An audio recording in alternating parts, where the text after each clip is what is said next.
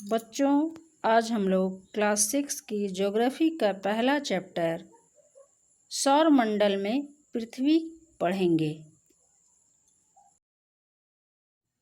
रात्रि के समय जब हम साफ आसमान की ओर देखते हैं तो ऐसा प्रतीत होता है मानो आसमान में सैकड़ों छोटी छोटी चमकदार वस्तुएं जड़ दी गई है। ये छोटे छोटे चमकीले पिंड तारे कहलाते हैं। सूर्य भी एक तारा है। सूर्य, चंद्रमा, उल्का पिंड, पुच्छल तारे, ग्रहिकाएं आदि भी तारों के साथ आसमान में दिखाई देते हैं। इन्हें ही सम्मिलित रूप से खगोलीय पिंड के नाम से जाना जाता है। खगोलीय अथवा सेलेस्टियल लैटिन शब्द सेलेस्टियल से लिया गया है, जिसका अर्थ होता है आसमान। प्राचीन लोगों ने आसमान को ही स्वर्ग का नाम दिया। इस प्रकार अलग अलग पिंड जैसे चंद्रमा, तारे, ग्रहिकाएं, पुच्छल तारे आदि स्वर्गीय पिंड भी कहलाते हैं। हमारी पृथ्वी भी एक स्वर्गीय खगोलीय पिंड है।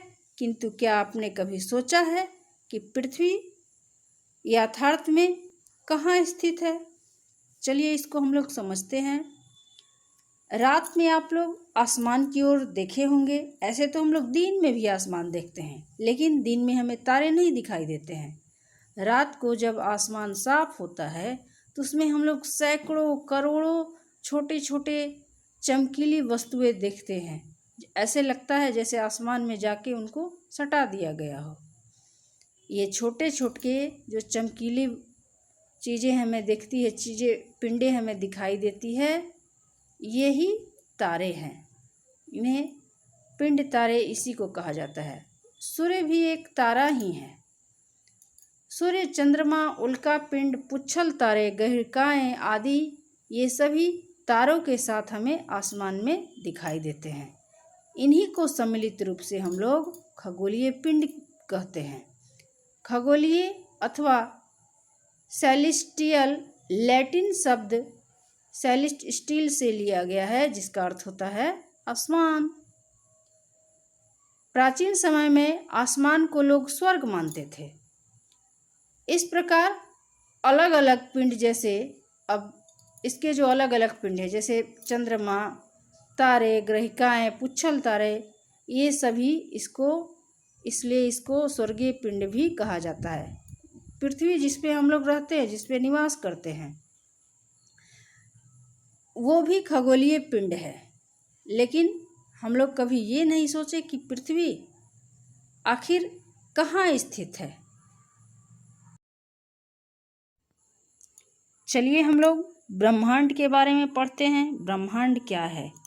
वास्तव में ये सभी खगोलीय पिंड ब्रह्मांड में स्थित हैं।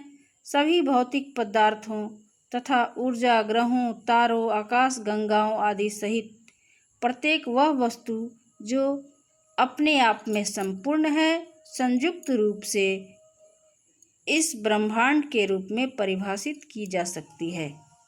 मानव भी इसी ब्रह्मांड का एक हिस्सा है। अब ब्रह्मांड क्या है? सभी खगोलीय पिंड ब्रह्मांड में स्थित हैं। ग्रह, नक्षत्र, तारे, पृथ्वी, सूर्य, जो भी ये सभी कुछ ब्रह्मांड में स्थित हैं।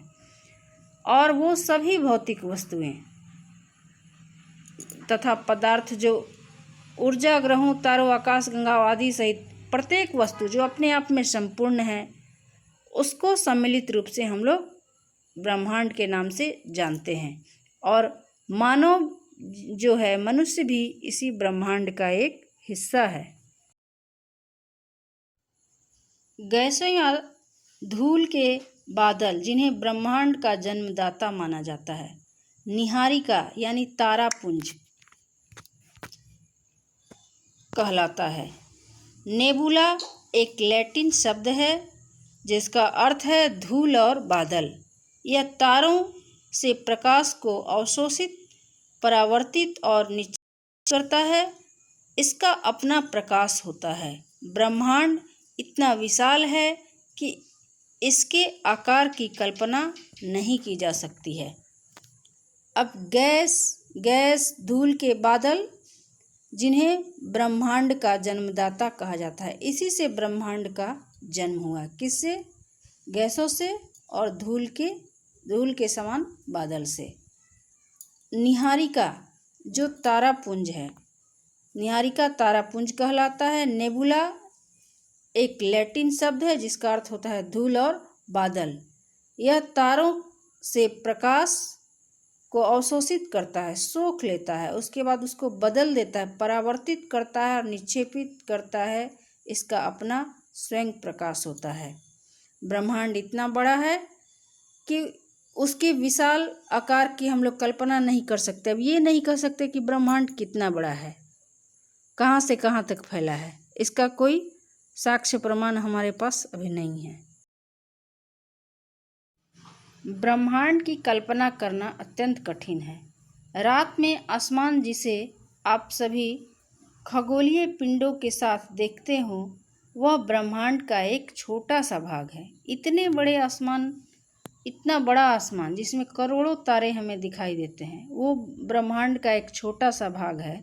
तो समझ लीजिए कि ब्रह्मांड कितना बड़ा होगा। अब हम लोग पढ़ेंगे तारे। छोटे जगमगाते पिंड जो रात में दिखाई देते हैं उसे तारे कहते हैं। ये आकार में बहुत बड़े होते हैं, किंतु बहुत दूर स्थित होने के कारण आसमान में एक छोटे बिंदु की तरह दिखाई देते हैं। प्रत्येक तारा हमारी पृथ्वी की अपेक्षा अत्यधिक बड़ा है। सूर्य भी एक तारा है, किंतु यह पृथ्वी के निकट होने के कारण बड़ा दिखाई देता है। तारे जलती हुई गैसों से बने होते हैं। तारे प्रकाश और ऊष्मा विकसित करते हैं। ऐसा इसलिए होता है क्योंकि उनकी अपनी ऊष्मा और प्रकाश होता है। ध्रुव तारे को छोड़कर सभी तारे पश्चिम से पूर्व की ओर गति करते हैं। चलिए अब इसको हम लोग समझते हैं कि आसमान में जो हम लोग छोटे जगमगाते पिंड जो रात में हमें दिखाई देता है, हम लोग देखते हैं, उसी को तारा कहा जाता है। वे तारे कहलाते हैं।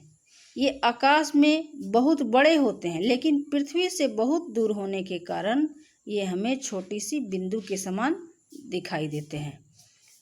प्रत्येक तारा हमारी पृथ्वी की अपेक्षा अत्यधिक बड़ा है। इतनी बड़ी पृथ्वी से तारा बहुत बड़ा है, लेकिन हमको एक बिंदु की तरह हम लोगों को दिखाई देता है। क्यों? क्योंकि ये पृथ्वी से काफ़ी दूर है। इसलिए सूर्य भी एक तारा ही है, लेकिन ये पृथ्वी के निकट होने के कारण तारों की अपेक्षा निकट है ये पृथ्वी के, इसलिए ये हमें बड़ा दिखाई देता है।